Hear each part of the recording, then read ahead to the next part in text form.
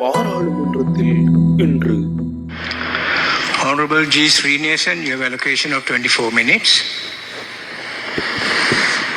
கௌரவ பிரதி சபாநாயகர் அவர்களே, இன்றைய தினத்தில் நிதி திட்டமிடல் பொருளாதார அமைச்சு பற்றிய விவாதம் நடைபெற்றுக் கொண்டிருந்த வேளையில் நானும் இந்த விவாதத்தில் கலந்து கொள்ள நினைக்கின்றேன். அந்த வகையில் நிதி திட்டமிடல் பொருளாதார அபிவிருத்தி என்பது எமது நாட்டில் முதுகெலும்பாக இருக்க வேண்டிய பகுதிகளாக இருக்கின்றன. இந்த நேரத்தில் நாங்கள் சற்று பின்னோக்கி பார்ப்போம். எமது நாடு சுதந்திரம் அடைந்த போது பொருளாதார விடயத்தில் அல்லது பொருளாதார ஸ்திர நிலையில் ஆசியாவில் 4வது இடத்தில் இருந்ததாக குறிப்பிடப்பட்டுள்ளது. அதாவது ஆசியாவை எடுத்துக்கொள்கின்ற போது ஜப்பான், மலேசியா போன்ற நாடுகள் 1, 2 நிலையில் இருக்கின்ற போது எமது நாடு 4வது நிலையில் இருந்திருக்கின்றது. அதன் பின்னர் எமது ஆட்சியாளர்கள் நாட்டை ஆண்டு எமது நாடு வங்காளதேசத்திடம் கடன் வாங்கக்கூடிய ஒரு நாடு என்ற நிலைக்கு தள்ளப்பட்டிருக்கின்றது. அப்படி என்றால் எமது நிதி விடயம், திட்டமிடல் விடயம், அபிவிருத்திக்கான செயல்பாட்டு விடயம் எந்த அளவுக்கு பின்தள்ளப்பட்டிருக்கின்றது என்பதை நாங்கள் சிந்திக்க வேண்டும். இந்திய கவிஞர் ஒரு கருத்தை சொல்லியிருக்கின்றார். தமது நாட்டின் சுதந்திரத்தை பற்றி கூறுகின்ற போது, வெள்ளை இருட்டை வெளியேற்றி விட்டு கருப்பு இருட்டை கட்டி அணைத்த நாள் தான் சுதந்திர நாள் என்று கூறியிருக்கின்றார். அந்த விடயம் எங்களுக்கும் பொருந்தும். இன்னும் ஒரு கருத்தினை கூறியிருக்கின்றார். அதாவது அந்நியர் செய்த விலங்குகளை கழற்றிவிட்டு சொந்த நாட்டவர் செய்த விலங்குகளை பூட்டி கொண்ட நாள் தான் இலங்கையின் சுதந்திர நாள் என்று நாங்கள் சொல்லலாம். அதாவது வெள்ளைக்கார ஆட்சியாளர்கள் நாட்டை விட்டு செல்லுகின்ற போது பொருளாதாரம் ஆசியாவில் 4வது இடத்தில் இருந்திருக்கின்றது. ஆனால் எமது ஆட்சியாளர்கள் 77 ஆண்டுகளாக ஆட்சி செய்த பின்னர் எமது பொருளாதாரம் அதல பாதாளத்தில் வீழ்ந்திருக்கின்றது என்பதை நாங்கள் அறிகின்றோம். அந்த வகையில் நாங்கள் 71ஆம் ஆண்டு உருவாக்கப்பட்ட வங்காளதேசத்திடமிருந்து கடன் பெறக்கூடிய ஒரு நாடாக எமது நாடு மாற்றியமைக்கப்பட்டிருக்கின்றது என்பதை வேதனையுடன் கூறிக்கொள்ள விரும்புகின்றேன். அதேவேளை எங்களுக்கு நன்றாக தெரியும், சுதந்திரத்தின் பின்னர் 1948 இருந்து 2024 வரை இந்த நாட்டு தலைவர்கள் ஐக்கிய தேசிய கட்சி, ஸ்ரீலங்கா சுதந்திர கட்சி, பொதுஜன பெரமுன போன்ற கட்சிகள் இந்த நாட்டை ஆட்சி செய்திருக்கின்றது. இந்த ஆட்சியின் போது இந்த நாட்டில் சமூக ஒற்றுமை, பொருளாதார அபிவிருத்தி, இன நல்லிணக்கம் என்பன ஏற்படவில்லை என்பதை நீங்கள் நன்கு அறிவீர்கள். இப்போது புதிதாக தேசிய மக்கள் சக்தி ஆட்சி அமைத்திருக்கின்றபடியால் நீங்கள் என்ன செய்ய போகின்றீர்கள் என்பதை எமது மக்கள் மிகவும் விழிப்பாக பார்த்து கொண்டிருக்கின்றார்கள். 3 மாதங்களில் நீங்கள் ஆட்சிக்கு வந்த போது உங்களை பற்றி கடுமையான விமர்சனம் நாங்கள் செய்ய முடியாது என்றால் 77 ஆண்டுகளாக நடைபெற்ற குறைபாடுகளை 3 மாதங்களில் சீர் செய்து கொள்ளலாம் என்று நாங்கள் நம்புவதற்கு நாங்கள் அவ்வளவு தூரம் அறிவீனமான ஆட்களாக இருக்க முடியாது. ஆனால் நாங்கள் சொல்லுகின்ற ஒரு விடயம், நிதி விடயத்தை எடுத்துக் கொள்ளுகின்ற போது யுத்த காலத்தில் சொன்னார்கள், குண்டு விழும் தொகை அதிகரிக்க அதிகரிக்க நாட்டில் துண்டு விழுகின்ற தொகையும் அதிகரித்துக் கொண்டு செல்லுகின்றது. இந்த யுத்தம் இல்லாமல் போகின்ற போது நிச்சயமாக இந்த நாடு திடீரென அபிவிருத்தி அடையும், பொருளாதார மாற்றங்களை ஏற்படுத்தலாம் என்றெல்லாம் நாங்கள் வியாக்கியானப்படுத்தி கூறியிருந்தோம். ஆனால் இன்று யுத்தம் முடிவடைந்து 16 ஆண்டுகள் கடந்திருக்கின்றது. இந்த 16 ஆண்டுகள் கடந்தும் கூட நாங்கள் அபிவிருத்தி விடயத்தில் பின்னோக்கி போகின்றோம். எமது நாட்டில் துண்டு விழும் தொகையும் குண்டு விழாமல் இருந்தாலும் துண்டு விழும் தொகை அதிகரித்துக் கொண்டு செல்வதை நாங்கள் அவதானிக்கக்கூடியதாக இருக்கின்றது. ஆகவே எங்களுடைய நிதி திட்டமிடல் மற்றும் பொருளாதார அபிவிருத்தி என்கின்ற விடயத்தில் நாங்கள் என்ன செய்து கொண்டிருக்கின்றோம் என்பதை பற்றி நாங்கள் ஆழமாக சிந்திக்க வேண்டியிருக்கின்றோம். கடந்த ஆட்சி காலத்தில் நான் நினைக்கின்றேன், ஒரு நிதி கொள்கை அல்லது திட்டமிடலில் பாரதூரமான தவறுகள் இழைக்கப்பட்டிருந்தன. அந்த நேரத்தில் 16 லட்சம் வரியிருப்பாளர்கள் காணப்பட்டார்கள். அந்த 16 லட்சம் வரியிருப்பாளர்களை 12 லட்சத்தால் குறைத்து 4 லட்சம் வரியிருப்பாளர்கள் மாத்திரம்தான் இந்த நாட்டுக்கு வரி செலுத்த வேண்டும் என்கின்ற ஒரு நிதி கொள்கை பின்பற்றப்பட்டது கடந்த ஜனாதிபதி மூலமாக. அதன் மூலமாக செய்த அந்த பிழையான அல்லது தவறான செயற்பாடுகள் காரணமாக இந்த நாட்டுக்கு 60,000 கோடி ரூபாய்கள் இழப்பு ஏற்பட்டது என்று சொல்லுகின்றார்கள். அதே போன்று உரவிடயத்தில் கையாளப்பட்ட ஒரு பிழையான அணுகுமுறையால் விவசாயம் 26,000 கோடி ரூபாய்கள் நஷ்டமடைந்திருக்கின்றது என்று சொல்லப்படுகின்றது. ஆகவே தவறான நிதி முகாமைத்துவம், தவறான திட்டமிடல், தவறான அரசியல் செயல்பாடுகள் நடைபெற்றிருக்கின்றன என்பதை நாங்கள் வெளிப்படையாக அறிந்து கொள்ளக்கூடியதாக இருக்கின்றது. எனவே இந்த அரசாங்கம் என்ன செய்ய போகின்றது என்பதுதான் எங்களுடைய கேள்வியாக இருக்கின்றது. இதில் குறிப்பாக நான் சொல்லுகின்ற ஒரு விடயம் என்னவென்றால், கடந்த காலத்தில் உண்மையில் பல்வேறுபட்ட விடயங்களில் குறைபாடுகள் இருக்கின்றன. அந்த குறைபாடுகளை நீங்கள் தீர்க்க வேண்டும் என்பது எங்களுடைய தாழ்மையான வேண்டுகோளாக இருக்கின்றது. ஆகவே நாங்கள் சொல்லக்கூடிய ஒரு விடயம் என்னவென்றால், கடந்த காலத்தில் சமூக அபிவிருத்தி, உணவு, உடை, உறையுள் என்பன மிக முக்கியமான தேவைகளாக இருக்கின்றன. எனவே சமூக அபிவிருத்தி என்ற அடிப்படையில் கடந்த காலத்தில் தேசிய வீடமைப்பு அதிகார சபையினால் வீட்டு திட்டங்கள் வழங்கப்பட்டன. இந்த வீட்டு திட்டங்கள் வழங்கப்படுகின்ற போது மட்டக்களப்பு மாவட்டத்தை பொறுத்த மட்டில் 12 பிரதேச செயலக பிரிவுகளில் 147 தேசிய வீடமைப்பு திட்டங்கள் அமுல்படுத்தப்பட்டன. அதில் 3325 வீடுகள் அரைகுறையாக காணப்படுகின்றன. அத்திவாரம் போடப்பட்ட நிலை, அந்த ஜன்னல் மட்டம் கட்டப்பட்ட நிலை, மேலும் அந்த லிண்டர் கட்டப்பட்ட நிலை, கூரை போடப்படாத நிலை, பிளாஸ்டர் பண்ணாத நிலை என்று பல குறைபாடுகள் காணப்படுகின்றன. ஆகவே கடந்த காலத்தில் வறுமையில் பிடியில் சிக்கியவர்கள் என்ற அடிப்படையில் கட்டப்பட்ட வீடுகளை அந்த நல்லாட்சிக்கு பிறகு வந்த அரசாங்கம், இது ஒரு அரசாங்கம் கட்டிய, வேறு ஒரு அரசாங்கம் கட்டிய வீடு என்கின்றபடியால் அதனை பூரணப்படுத்தாமல் அப்படியே விட்டுவிட்டார்கள். ஆனால் அவர்கள் உண்மையில் ஏழைகள். இந்த அரசாங்கத்தை பொறுத்த மட்டில் நீங்கள் வர்க்க ரீதியாக சிந்திக்கின்றவர்கள், ஏழை மக்கள், தொழிலாளர் வர்க்கம் மீது நீங்கள் கரிசனை காட்டுவீர்கள், இறக்கப்படுவீர்கள் என்று அந்த மக்கள் விரும்புகின்றார்கள், நம்புகின்றார்கள். அந்த அடிப்படையில் பார்க்கின்ற போது மட்டக்களப்பு மாவட்டத்தில் 3325 வீடுகள் அரையும் குறையுமாக காணப்படுகின்றது. ஆகவே இந்த அரசாங்கத்தின் மூலமாக அந்த வீட்டு திட்டங்கள் முடிவுறுத்தப்பட வேண்டும் என்று மக்கள் எதிர்பார்க்கின்றார்கள். ஏனென்றால் அதுவும் அரசாங்க நிதி மூலமாக கட்டப்பட்ட வீடுகள் அரையும் குறையுமாக காணப்படுமாக இருந்தால் நிச்சயமாக அரச நிதி அங்கு விரயம் செய்யப்பட்டிருக்கின்றது, அல்லது கட்டப்பட்ட கட்டடங்கள் அப்படியே அழிந்து கொண்டு செல்லுமாக இருந்தால் அரச நிதி அங்கு வீணாக விரயமாக்கப்படுகின்றது என்பது தெளிவாக இருக்கின்றது. எனவே நான் சொல்லக்கூடிய விடயம், இந்த புதிய ஒரு சிந்தனையோடு ஆட்சிக்கு வந்த அரசாங்கம் மட்டக்களப்பு மாவட்டத்தில் கட்டப்படாமல் இருக்கின்ற 147 வீட்டு திட்டங்களோடு கூடிய 3325 வீடுகளை கட்டுவதற்குரிய நிதியினை அளிக்க வேண்டும். இது அடிப்படையான ஒரு தேவைக்குரிய ஒரு விடயமாக இருக்கின்றபடியால் இந்த விடயத்தை இந்த பாராளுமன்றத்தில் மிகவும் அழுத்தம் திருத்தமாக கூறுமாறு எமது மக்கள் கூறியிருக்கின்றார்கள். பல தடவை இவற்றை கூறியிருக்கின்றோம். நான் நினைக்கின்றேன் நீங்கள் 85 மில்லியன் ரூபாய்கள் ஒதுக்கப்பட்டிருப்பதாக அங்கிருந்து எனக்கு கிடைத்த தகவல் இருக்கின்றது. ஆகவே இந்த வீடுகளை முடிக்க வேண்டிய தார்மீக பொறுப்பு இந்த அரசாங்கத்திற்கு இருக்கின்றது என்பதை கூறிக்கொள்ள விரும்புகின்றேன். அதே போன்று இன்னும் சொல்லப்போனால் அன்றைய காலத்தில் தேவையான நிதி 1235.47 மில்லியன் ரூபாய்கள் என்று காணப்பட்டது. இந்த மதிப்பீடு 2018-2019 ஆண்டு காலத்தில் செய்யப்பட்ட மதிப்பீடாக இருக்கின்றது. இச்சைப்படுத்திய ரிவைஸ்ட் இவாலுவேஷன் படி பார்க்கின்ற போது அது இப்போது 2724.79 மில்லியன் ரூபாய்களாக காணப்படுகின்றபடியால் இந்த ஏழை மக்களுக்காக நீங்கள் இறங்கி அந்த வீட்டு திட்டங்களை முடித்து கொடுக்க வேண்டும் என்று இந்த இடத்தில் நான் உங்களிடம் மிகவும் அன்பாக கேட்டுக்கொள்கின்றேன். அதேவேளை இன்னும் நாங்கள் பார்க்கின்ற போது சில விடயங்களில் பல குறைபாடுகளை காணக்கூடியதாக இருக்கிறது. கடந்த கால குறைபாடுகளாக இருந்தாலும் கூட அந்த குறைபாடுகளை பொறுப்புள்ள ஒரு அரசாங்கம் என்ற அடிப்படையில் தேசிய மக்கள் சக்தி அரசாங்கம் தீர்த்து வைக்க வேண்டும் என்று அவர்கள் விரும்புகின்றார்கள். ஆகவே அந்த விடயங்களையும் உங்களின் கவனத்திற்கு தர வேண்டிய பொறுப்பு எனக்கு இருக்கின்றது.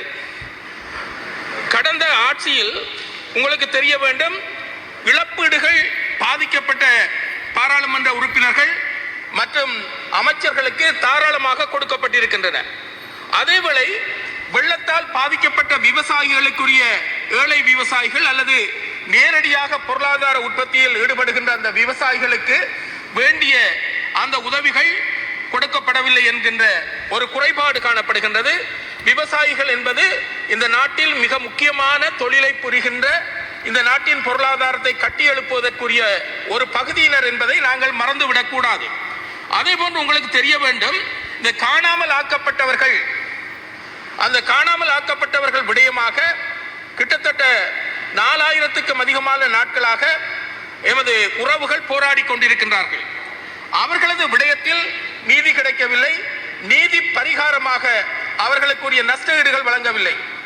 பாதிக்கப்பட்டவர்கள் என்ற அடிப்படையில் பாராளுமன்ற உறுப்பினர்கள், அமைச்சர்களுக்கு தாராளமாக இழப்பீடுகள் கொடுக்கப்பட்டிருக்கின்ற போது உயிரை இழந்த நிலையில் மிகவும் கஷ்டமான சூழலில் ஒரு தார்மீக அடிப்படையில் அவர்கள் ஒரு கேள்வியை கேட்கின்றார்கள். எங்களுக்கு நீதி பரிகாரமும் கிடைக்கவில்லை, எங்களுடைய இழந்த மக்களுக்கான நீதியின் அடிப்படையிலான ஒரு இழப்பீடு கூட கிடைக்கவில்லை.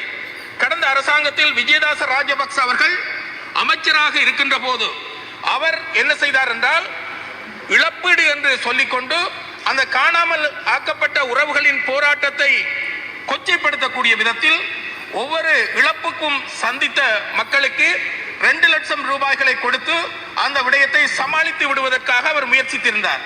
ஆனால் பாதிக்கப்பட்ட மக்கள் அந்த ஏமாற்று வித்தையில் அகப்படாமல் அவர்கள் தப்பித்துக் கொண்டார்கள் என்பதையும் இந்த இடத்தில் சொல்லிக்கொள்ள விரும்புகின்றேன்.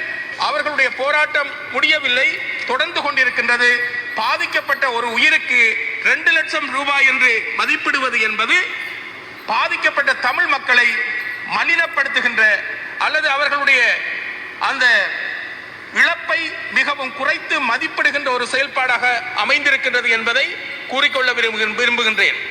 இந்த திட்டமிடல் என்கின்ற விடயத்திற்கு வருகின்ற போது எந்த ஒரு விடயமும் திட்டமிடாத செயல்கள் பல எங்களுக்கு நட்டத்தை தந்திருக்கின்றது. கடந்த காலத்தில் ஒரு பக்கத்தில் உள்நாட்டு உற்பத்தி நடைபெற்றுக் கொண்டிருக்கும், அதேவேளை வெளிநாடுகளிலிருந்து இறக்குமதிகள் செய்யப்பட்டுக் கொண்டிருக்கும். இறக்குமதிகள் என்பது கொமிஷன் பெறுவதற்கான ஒரு மார்க்கம் என்ற அடிப்படையிலும் கடந்த காலத்தில் செயல்பாடுகள் நடைபெற்றிருந்தன. சீனி இறக்குமதியாக இருக்கலாம், வெள்ளைப்பூடு வெங்காய இறக்குமதி, எண்ணெய் இறக்குமதி என்று பலவிதமான இறக்குமதிகள் நடைபெற்றன. இந்த இறக்குமதிகள் நடைபெறுகின்ற போதெல்லாம் மக்களுக்கு அவற்றின் மூலமாக நன்மை கிடைக்கின்றதா என்பதை விட எந்த அளவுக்கு மற்றவர்கள் இந்த கமிஷன் மூலமாக உழைத்துக் கொண்டிருக்கின்றார்கள் என்பதைத்தான் நாங்கள் எண்ணி பார்க்க வேண்டிய ஒரு நிலைமை காணப்படுகின்றது. ஆகவே இந்த திட்டமிடல் என்கின்ற ஒரு விடயத்தை எடுத்து பார்க்கின்ற போது ஒரு புள்ளி விவரத்தை நான் பார்க்கக்கூடியதாக இருந்தது. அது பழைய புள்ளி விவரமாக கூட இருக்கலாம். உற்பத்தி திறன் அடிப்படையில் நாடுகளின் நிலைமையை பற்றி குறிப்பிட்ட ஒரு புள்ளி விவரம், இச்சைப்படுத்தாது விட்டாலும் ஒரு பழைய புள்ளி விவரம். ஜப்பானின் உற்பத்தி திறன் என்பது 60ஆக காணப்படுகின்றது. வெளியீடுகளை உள்ளீடுகளால் வகுத்து 100ஆல் பெருக்குகின்ற போது அந்த உற்பத்தி திறன் 60ஆக காணப்படுகின்றது. ஆனால் இந்தியாவின் உற்பத்தி திறன் 14ஆக இருக்க எமது உற்பத்தி திறன் என்பது 1.6ஆக காணப்படுகின்றது. என்றால் நாங்கள் எவ்வளவு தூரம் வினைத்திறனற்ற விளைதிறனற்ற உற்பத்திகளை செய்து கொண்டிருக்கின்றோம் என்பதை நாங்கள் அறியக்கூடியதாக இருக்கின்றது. அதேவேளை இன்னும் ஒரு விடயத்திற்கு செல்ல விரும்புகின்றேன். அதாவது எங்களுடைய ஆக்கத்துறைகளுக்கு இந்த அபிவிருத்தி என்கின்ற விடயத்தில் ஆக்கத்துறைகள், கல்வி ஒரு ஆக்கத்துறையாக இருக்கின்றது, சுகாதாரம் ஒரு ஆக்கத்துறையாக இருக்கின்றது, அதே போன்றுதான் விவசாயம், கைத்தொழில் போன்றவை எல்லாம் ஒரு துறைகளாக காணப்படுகின்றன. இந்த ஆக்கத்துறைகளுக்கு நாங்கள் வழங்குகின்ற முக்கியத்துவம் கடந்த காலத்தில் பார்க்கின்ற போது குறைந்த மட்டத்தில் காணப்படுகின்றன. அதேவேளை எங்கள் நாட்டில் அழிவை ஏற்படுத்திய துறை என்று சொன்னால் இந்த யுத்தத்தை சொல்லலாம். இந்த யுத்த விடயத்தில் நாங்கள் படைகளை சேர்க்கின்ற போதும் கூட, ஆயுதங்களை கொள்வனவு செய்கின்ற போதும் கூட, அல்லது அவர்களை பராமரிப்பதற்கான நிதியை ஒதுக்குகின்ற வேளையிலும் கூட அதற்காக வழங்கப்படுகின்ற நிதி என்பது உச்சமாக காணப்படுகின்றது. குறிப்பிட்டார்கள், யுத்தம் முடிந்து விட்டால் பாதுகாப்பு துறைக்கு ஒதுக்குகின்ற நிதியின் அளவு குறைந்துவிடும், அதனை கொண்டு ஆக்கத்துறைகளுக்கான அபிவிருத்திகளை செய்வதற்கான வசதிகள் அதிகமாக இருக்கும் என்றெல்லாம் பேசினார்கள். ஆனால் யுத்தம் முடிந்து விட்டது. சென்ற முறையை விட இம்முறை துண்டு விழும் தொகை 160 பில்லியன்களாக அதிகரித்திருக்கின்றது. ஆகவே இந்தியாவின் படையின் அளவை எடுத்துக்கொண்டாலும் சரி, பிரித்தானியாவின் படையின் அளவை எடுத்துக்கொண்டாலும் சரி, அங்கிருக்கின்ற மக்களின் எண்ணிக்கையோடு ஒப்பிட்டு பார்க்கின்ற போது எமது நாட்டில் காணப்படுகின்ற படைகளின் அளவு என்பது அதிகரித்து காணப்படுகின்றன. இங்கு ஒரு புள்ளிவிவரம் குறிப்பிடப்பட்டது. முல்லைத்தீவில் 2 மனிதர்களுக்கு ஒரு படை என்ற விகிதாசாரத்தில் அங்கு படை குவிக்கப்பட்டிருக்கின்றது. யாழ்ப்பாணத்தில் 14 மனிதர்களுக்கு ஒரு படை என்ற விகிதத்தில் படை அங்கு குவிக்கப்பட்டிருக்கின்றது. ஆகவே யுத்தம் முடிந்தாலும் யுத்தமற்ற சூழ்நிலையிலும் படைகளுக்கு ஒதுக்கப்படுகின்ற நிதி என்பது எந்த வகையில் நியாயமாகும் என்பதை நான் இந்த இடத்தில் கேட்டுக்கொள்ள விரும்புகின்றேன். ஆகவே யுத்தம் முடிந்தால் நன்மை கிடைக்கும் என்ற அடிப்படையில் இருந்த மக்களுக்கு கிடைத்த பரிசில் என்னவென்றால், துண்டு விழும் தொகை குண்டு விழாத நாட்டிலும் துண்டு விழும் தொகை அதிகரித்து கொண்டு செல்வதைத்தான் பார்க்கக்கூடியதாக இருக்கின்றது. அதே போன்று இன்னும் ஒரு விடயத்தை சொல்ல வேண்டும். நிச்சயமாக உற்பத்தி விடயத்தை பற்றி பார்த்தோம். இந்த அபிவிருத்தி என்கின்ற விடயங்களை பார்க்கின்ற போது இந்த அபிவிருத்தி விடயத்தில் நாங்கள் பல இடங்களில் பின்தங்கி இருக்கின்றோம். கடந்த காலத்தில் மட்டக்களப்பில் யுத்தத்திற்கு முற்பட்ட காலத்தில் யுத்தத்திலும் கூட காகித ஆலை காணப்பட்டது. கிட்டத்தட்ட 4000க்கும் மேற்பட்ட குடும்பத்தினர் இந்த ஆலை மூலமாக தங்களுடைய தொழில்களை பெற்றுக் கொள்ளக்கூடியதாகவும் தமது வாழ்வாதாரத்திற்குரிய நிதியினை பெறக்கூடிய விதத்திலும் அந்த காகித ஆலை இயங்கியது. இப்போது அந்த காகித ஆலை பேரளவுக்கு இயங்குகின்றது அல்லது நடைப்பிணமாக காணப்படுகின்றது. ஆகவே அந்த காலத்தில் அந்த தொழிற்சாலை மூலமாக பல உற்பத்தி திறன்கள் அங்கு கிடைக்கக்கூடியதாக இருந்தது, அல்லது உள்நாட்டில் அந்த காகித பொருட்களை நுகரக்கூடிய ஒரு வாய்ப்பு இருந்தது. அது இப்போது நிறுத்தப்பட்ட நிலை என்று சொல்வதை விட பேரளவுக்கு இயங்கிக் கொண்டிருக்கின்றது. ஏறத்தாழ 300க்கு உட்பட்டவர்கள் தான் அங்கு தொழில் புரிந்து கொண்டிருக்கின்றார்கள். அதே போன்றுதான் கும்புருமுலை என்கின்ற இடத்தில் ஒரு அரசு அச்சகம் காணப்பட்டது. அது இப்போது அடியோடு அத்திவாரம் கூட காணப்படாத ஒரு நிலைமை காணப்படுகின்றது. இலுப்பட்டிச்சேனை, மண்டூர் போன்ற இடங்களில் பல ஓட்டு தொழிற்சாலைகள் காணப்பட்டன, அவை இல்லை. அரிசி ஆலைகள் காணப்பட்டன, அவை இல்லை. ஆகவே மொத்தமாக ஒரு கணக்கீடு செய்து பார்க்கின்ற போது வடக்கு கிழக்கில் இருக்கின்ற தொழிற்சாலைகள், வடக்கு கிழக்கு வெளியே கிட்டத்தட்ட 96% தொழிற்சாலைகள் காணப்படுகின்றன. அதனை 97 என்று கூட சொல்லலாம். 97% தொழிற்சாலைகள் காணப்படுகின்றது என்றால் வடக்கு கிழக்கில் காணப்படுகின்ற தொழிற்சாலைகளின் எண்ணிக்கை 3% இருக்கின்றது. அதிலும் கிழக்கை எடுத்துக்கொண்டால் அம்பாறையில் தொழிற்சாலைகள் காணப்படுகின்றன. மட்டக்களப்பிலும் திருவோணமலையிலும் தொழிற்சாலைகள் இல்லாத நிலைமை காணப்படுகின்றது. எனவே நான் சொல்லக்கூடிய ஒரு விடயம் என்னவென்றால், இந்த அரசாங்கம் கைத்தொழில்துறையை அபிவிருத்தி செய்வதாக இருந்தால் மூடப்பட்ட தொழிற்சாலைகள் கிழக்கில் திறக்கப்பட வேண்டும் என்கின்ற செய்தியையும், வடக்கிலும் கூட மூடப்பட்ட தொழிற்சாலைகள் திறக்கப்படுமாக இருந்தால் உற்பத்தி அதிகரிக்கப்படுவதோடு மட்டுமல்லாமல் தொழில் வாய்ப்புகளும் கிடைக்கும். எமது மனித வளம் வெளிநாடுகளுக்கு செல்லாமல் உள்நாட்டில் தொழில் வாய்ப்புகளை பெறக்கூடிய ஒரு சந்தர்ப்பம் இருக்கும். நாங்கள் மனித வளத்தை அவ்வளவு தூரம் நாங்கள் பெரிதாக நினைக்கவில்லை. அண்மையில் அனுராதபுரத்தை எடுத்துக்கொண்டால் அங்கு ஒரு பெண் வைத்தியர் பாலியல் பலாத்காரம் செய்யப்பட்டிருக்கின்றார். இது ஒரு நிகழ்வு என்று நீங்கள் நினைக்கக்கூடாது. இதனால் பயமடைகின்றவர்கள் அல்லது இந்த நாட்டில் நாங்கள் தொழில் செய்ய முடியாது என்று நினைக்கின்ற பல வைத்தியர்கள் இந்த நாட்டை விட்டு வெளியேறக்கூடிய ஒரு சந்தர்ப்பம் அதிகரிக்கும். கடந்த காலத்திலும் பல புத்திஜீவிகள் பாலியல் பலாத்காரம் பட்ட நிலையிலும் அல்லது பயமுறுத்தப்பட்ட நிலையிலும் கொலை செய்யப்பட்ட நிலையிலும் இந்த நாட்டை விட்டு வெளியேறி இன்று ஏறத்தாழ 15 லட்சம் தமிழர்கள் வெளிநாடுகளில் வாழ்ந்து கொண்டிருக்கின்றார்கள். இன்று உங்களுக்கு தெரியும், கனடாவில் நீதி அமைச்சராக இருக்கின்றவர் ஹரி ஆனந்த சங்கரி என்பவர் நிதியமைச்சராக இருக்கின்றார். சில வேளைகளில் அவர் 83 கலவரத்தில் பட்டிருந்தால் அவரும் கூட காணாமல் ஆக்கப்பட்டிருப்பார்.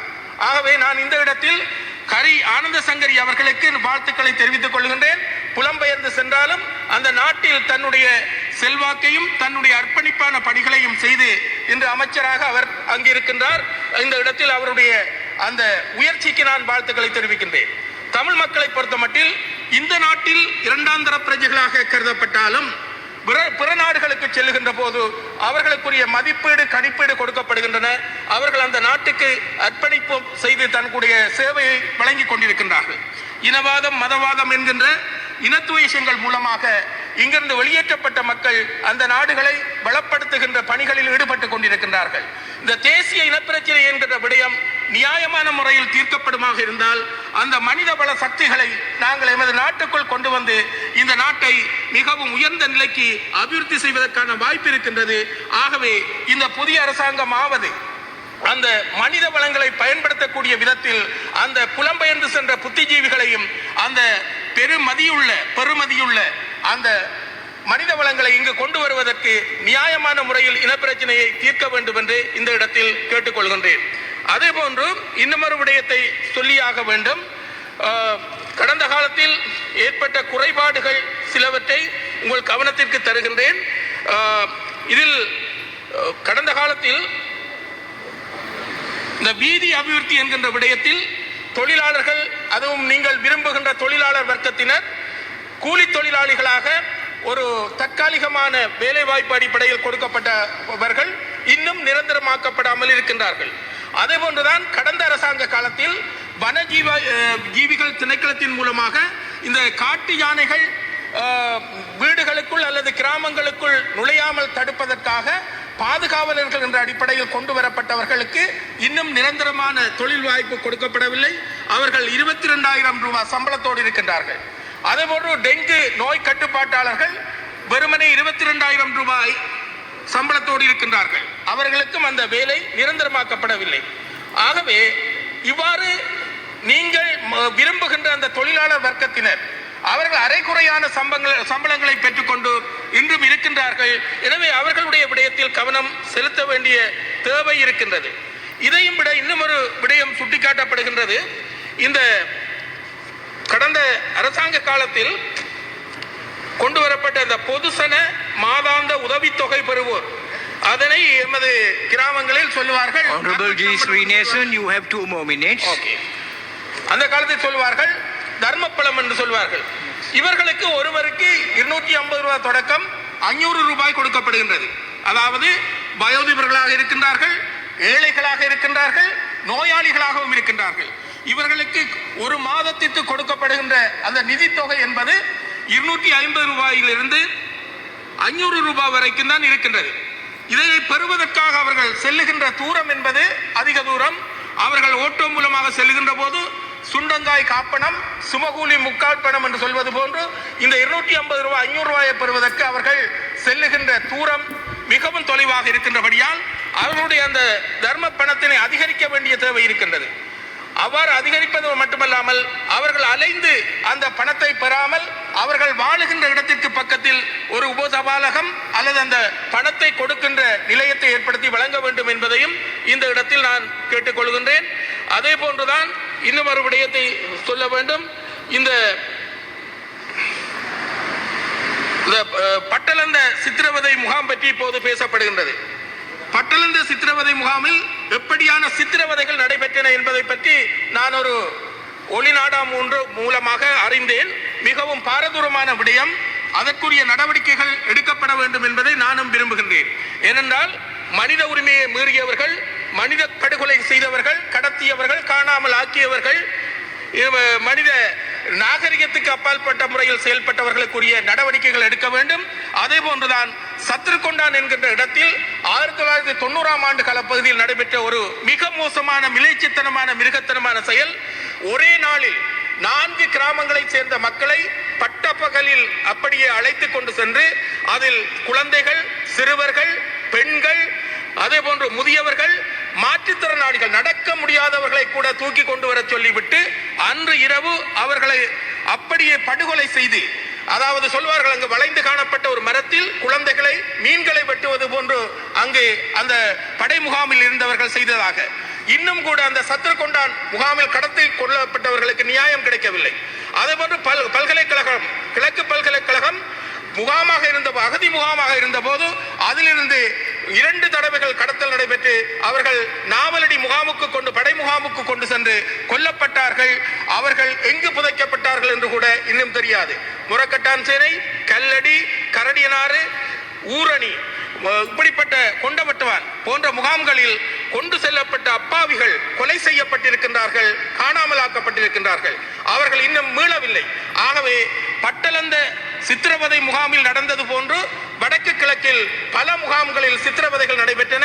அங்கு ஒளிநாடாக்களை பார்க்கின்ற போது அங்கு காணொளியில் தலைகளாக கட்டி அடிப்பதும் அமில திராவகங்களில் அமிழ்த்தி கொலை செய்வதும் போன்ற ஒரு நவீன சித்திரவதைகள் செய்யப்பட்டிருக்கின்றன. ஆகவே இவை நினைக்கும் போதே மிகவும் வேதனையாக இருக்கின்றது என்றால் அதனை அனுபவித்தவர்களது நிலைமை எப்படி இருக்கும் என்பதை நாங்கள் சிந்தித்து பார்க்க வேண்டும். எனவே உங்களுக்கு நாங்கள் மிகவும் அழுத்தம் திருத்தமாக சொல்லிக் கொள்ளுகின்ற ஒரு விடயம் என்னவென்றால், கடந்த காலத்தில் மனித உரிமைகள் மீறல் நடைபெற்றிருக்கின்றது. உள்நாட்டு பொறிமுறை மூலமாக 77 ஆண்டுகளாக இந்த நாட்டில் குறையோடி போயிருக்கின்ற எந்த ஒரு பிரச்சனையும் தீர்க்கப்படவில்லை. ஆகவே உள்நாட்டு பொறிமுறை என்பது சக்தி இழந்த பொறிமுறை அல்லது ஒரு இனத்திற்குரிய பொறிமுறை அல்லது ஒரு வர்க்கத்திற்குரிய பொறிமுறையாக காணப்படுகின்றது. எனவே உள்நாட்டு பொறிமுறை மூலமாக அல்லாமல் சர்வதேச பொறிமுறை மூலமாக இங்கு காணப்படுகின்ற குறைபாடுகள் அல்லது அழிவுகள் அல்லது மக்களின் ஏக்கங்கள், மக்களின் கொதிப்புகள் போன்றவற்றிற்குரிய தீர்வுகளை காண வேண்டிய அவசியம் இருக்கின்றது. ஆகவே மக்கள் மிகவும் வேதனையோடு இருக்கின்றார்கள். இந்த அரசாங்கம் பச்சை கட்சியை பார்த்து விட்டோம், நீல கட்சியை பார்த்து விட்டோம். சிவப்பு கட்சி இடதுசாரி கட்சி, சமத்துவத்தை பேசுகின்ற கட்சி. Honorable G. Srinivasan, your allocated time is exhausted. ஆகவே இந்த கட்சியின் மூலமாக ஆவது இந்த மக்களுக்கு உரிய நிவாரணம் கிடைக்க வேண்டும். பாதிக்கப்பட்ட மக்களுக்கு இனம் மதம் பார்க்காமல், பிரதேசம் பார்க்காமல் சகலருக்கும் நீதி கிடைக்க வேண்டும். அதற்குரிய நடவடிக்கைகளை நீங்கள் எடுக்க வேண்டும். மக்களின் எதிர்பார்ப்பு இதுவாக இருக்கின்றது என்பதை கூறிக்கொண்டு எனது உரையை நிறைவு செய்கின்றேன். நன்றி. அவதாரம். இது தமிழர்களின் புதியதோர் அடையாளம்.